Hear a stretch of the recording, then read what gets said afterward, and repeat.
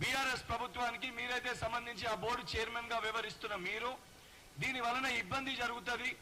ఏదైతే సంబంధించిన స్టూడెంట్స్ కి వేకెన్సీస్ 1:1 పిలిస్తే నెక్స్ట్ ఉన్న వాళ్ళకి ఉద్యోగాలు రాదు అని చెప్పి మీరు భావించింటే అప్పుడే మీరు ఈ జియోఎస్ నెంబర్ 81లో మార్పులు చేర్పులు తీసుకొని వస్తే 2023లో ఏదైతే మళ్ళీ ఈ బోర్డుకి సంబంధించి 2023 బీఆర్ఎస్ పార్టీ ఇచ్చిన గురుకుల నోటిఫికేషన్ రెండోసారి ఇచ్చిన గురుకుల నోటిఫికేషన్ లో కూడా సేమ్ అదే రూల్ పొజిషన్ ఇక్కడ కూడా మెన్షన్ చేయడం జరిగింది. Vacancy rule position same rule position ఇక్కడ కూడా మెన్షన్ చేశారు. ఈ రూల్ పొజిషన్ లో కూడా చాలా క్లియర్ గా ఏమని రాసి ఉంది, the recruitment will be made to the vacancies notified before the examination. There shall be no waiting list as per GOs number 81 General Administration Department dated on 22/2/97.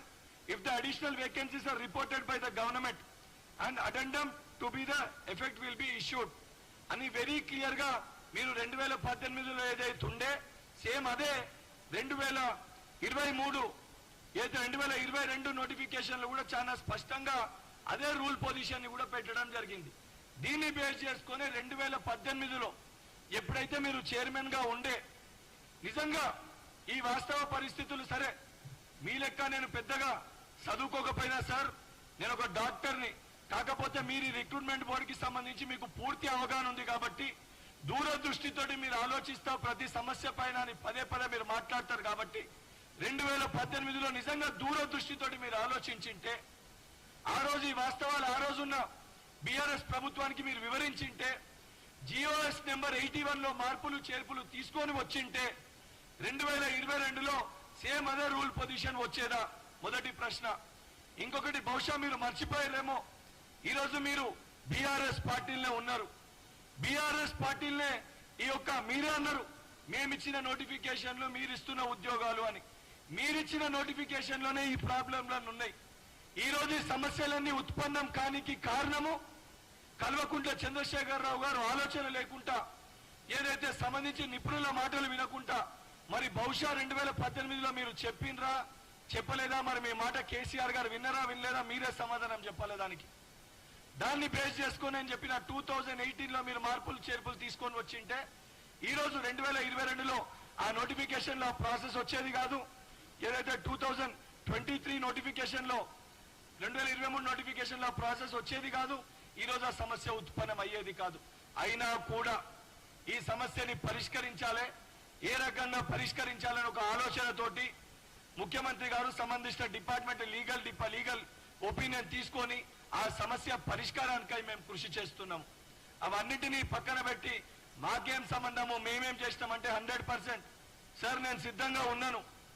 ఏదైతే మీరు అన్నట్టు వాస్తవానికి కల్వకుంట్ల చంద్రశేఖరరావు గారిని రమ్మనండి, లేదా వారికి ఆరోగ్యం సహకరించకపోతే వారి యొక్క తనయుడు ఏదైతే షాడో ముఖ్యమంత్రి లెక్క మొన్నటి లెక్క పనిచేశాని చెప్పుకుంటున్నా కల్వకుంట్ల తారక రామారావు గారిని రమ్మనండి. తనతో పాటు వాళ్ళ బావ హరీష్ రావు గారిని కూడా ఎంట పెట్టుకొని రమ్మనండి. కేటీఆర్ గారు హరీష్ రావు గారు మీరు రండి, మీరు ఎక్కడికి రమ్మంటే అక్కడికి చాలా లెక్కలు తేల్చుకునేది ఉంది. ఏదైతే మీరు చేసిన మోసాలు కానీ మీరు ఇచ్చిన వాగ్దానాలు ఎన్ని మోసాలు చేసిర్రు, ఎన్ని అవకతవకలు జరిగినాయి, ఈ రోజు ఈ సమస్యలన్నిటికీ కారకులు ఎవరు, అసలు జియో 46 తెచ్చింది ఎవరు, 2018లో ఈ జియో నెంబర్ 81ని మార్పులు చేర్పులు చెయ్యంది ఎవరు, ఇవన్నిటిపైన చర్చనికి నేను కూడా సిద్ధంగా ఉన్నా. మరి కేటీఆర్ గారిని తీసుకొని వస్తారా, కేసీఆర్ గారిని తీసుకొని వస్తారా, హరీష్ రావు గారిని కూడా వెంట పెట్టుకొని వస్తారా? సమయము తేదీ స్థలము మీరు నిర్ణయించుర్రి. మీరు చెప్పిన తేదీకి చెప్పిన సమయానికి చెప్పిన స్థలానికి నేను రానికి సిద్ధంగా ఉన్నా. ఏదైతే మీ అంతా ఎక్కువ చదువుకోకపోయినా ఏదైతే సంబంధించి బీఆర్ఎస్ పార్టీలో ఆ లీకేజ్ సమయంలో అదృష్టవశాత్తము నా చదువంతా కూడా నా ఇంటర్మీడియట్ కానీ నా స్కూలింగ్ అంతా కూడా కాంగ్రెస్ హయాంలో జరిగింది కాబట్టి ఏ అవకతవకలు జరగకుండా ఎక్కడ లీకేజ్ జరగకుండా కంప్లీట్ చిత్తశుద్ధితోటి నా చదువు నేను పూర్తి చేసుకొని నేను డాక్టర్ వృత్తిగా ఏదైతే కొద్దిగా ఆలస్యమైనా కూడా నా మెడిసిన్ ని కంప్లీట్ చేసుకొని ఈ రోజు నేను తెలంగాణ మెడికల్ కౌన్సిల్ గా కూడా ఒక ఎన్రోల్డ్ డాక్టర్ గా ఉన్నా.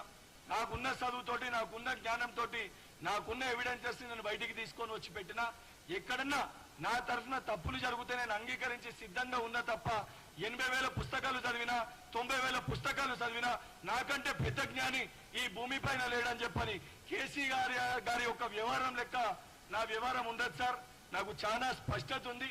మరి నిజంగా మీకు స్పష్టత ఉంటే కేసీఆర్ గారిని బయటికి వచ్చి ఈ వాస్తవాలు చెప్పమని చెప్పండి. ఆయన మాకు పాఠాలు చెప్పిన గురువులు, నిజాయితీగా నీతితోటి నేను పుట్టింది నా రాజకీయ అరంగేట్రం ఎన్ఎస్ఐ రాష్ట్ర అధ్యక్షుని లెక్కనే ఉన్నా. నేను గత 11 సంవత్సరాలకెళ్ళి కాంగ్రెస్ పార్టీల్లో ఉన్నా. ఏదైతే నా గురువులు నేర్పారు, ఒక సిద్ధాంతాల పరంగా ఏ పార్టీలో అయితే ఉంటామో, దేంట్లో ఉంటామో ఆఖరి శ్వాస వరకు దాంట్లోనే ఉండాలని చెప్పి నాకు నేర్పారు. నేను సంవత్సరానికి 3 పార్టీలు, ఏదైతే 3 వ్యక్తుల దగ్గరికి పోయే ఒక వ్యక్తిత్వం నాది కాదు. వాస్తవానికి నిజంగా మీకు చిత్తశుద్ధి ఉంటే బీఆర్ఎస్ పార్టీని గతంలో మీరు తిట్టిన మాటలు, బీఎస్పీ పార్టీలో మీరు ఉన్నప్పుడు గడీల గురించి మాట్లాడిన మాటలు, అవన్నిటినీ గుర్తు చేసుకొని అన్ని విషయాలపైన ఆ కుటుంబం కల్వకుంట్ల కుటుంబంకి ఒకరిని తన్నీరు హరీష్ రావు గారిని వెంట పెట్టుకొని వస్తే మీరు ఎక్కడంటే అక్కడ బహిరంగ చర్చకి నేను సిద్ధంగా ఉన్నాను. ఇప్పుడు దీన్ని ఉద్దేశించి ఏదైతే మా ఎస్సీసీఎల్ చైర్మన్ ప్రీతం గారిని మాట్లాడాల్సిందిగా కోరుతున్నాను.